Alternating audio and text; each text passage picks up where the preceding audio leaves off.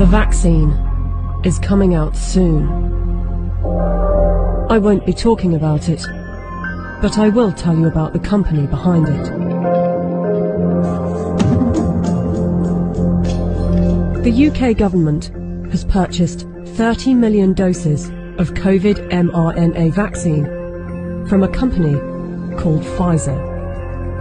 The vaccine is due to be delivered in November, with the potential of 100 million doses by the end of the year and 1.3 billion doses next year.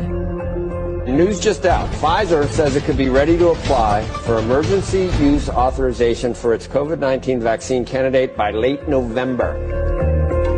It won't be mandatory at the beginning, but judging from the large orders, a gradual plan will be implemented to persuade and incentivize people to take the vaccine and put restrictions on people that don't, along with shaming campaigns.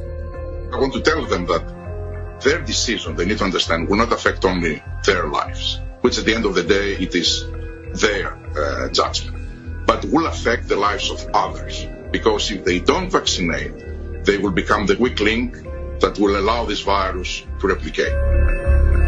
Some will say that this is conspiracy theory, so let's just stick to the facts. The government trusted Pfizer to vaccinate the British people, so it's logical to want to inquire into the company's track record in safety and ethics. After all, they must be trustworthy in fighting for humanity, right?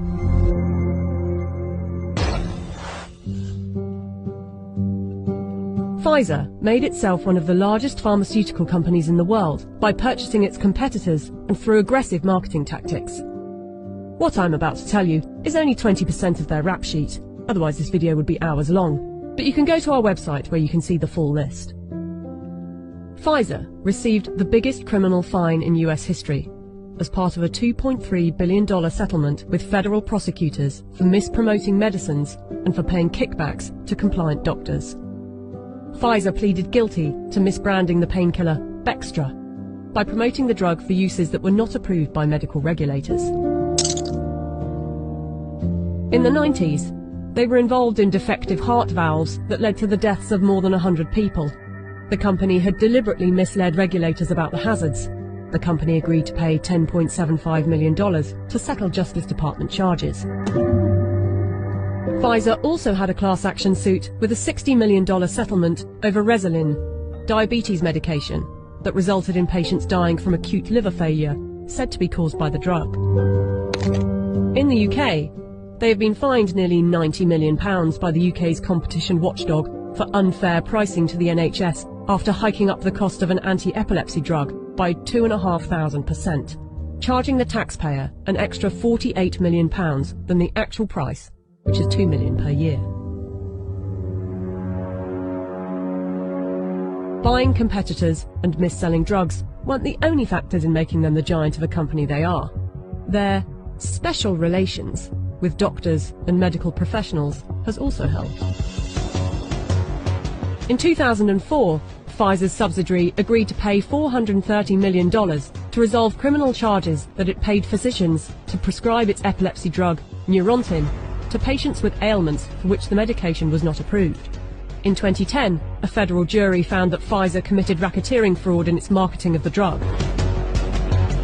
Pfizer disclosed that during a 6-month period the previous year, it had paid $20 million to some 4,500 doctors and other medical professionals for speaking on the company's behalf.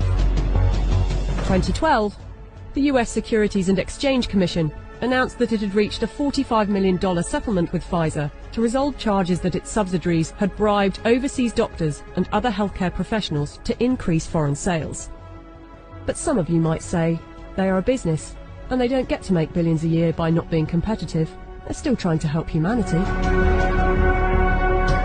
Pfizer was sued in a US federal court by Nigerian families who accused the company of testing a dangerous new antibiotic called Trovan on children without parents' consent and using their children as human guinea pigs.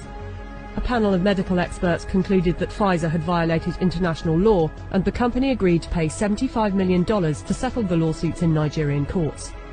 The US case was settled for an undisclosed amount. Amid widespread criticism of high pricing for poor countries, and in particular AIDS medications, Pfizer offered to donate a 2-year supply of its drug, Diflucan, worth $50 million to the South African government. Yet in 2003, Pfizer backed away from the company's plan to license its AIDS drug for low-cost distribution in poor countries. The list goes on. I don't want to bore you with it. But ask yourself, if it was a car manufacturer, would you buy a car from them? We plan to honor our history, and we will only bring to the world a vaccine that has been proven safe and efficacious. If Pfizer is trustworthy enough to be given one of the keys to vaccinate the population with something that was knocked up in a few months, and with such a track record for safety and ethics, I know what I think. Do you?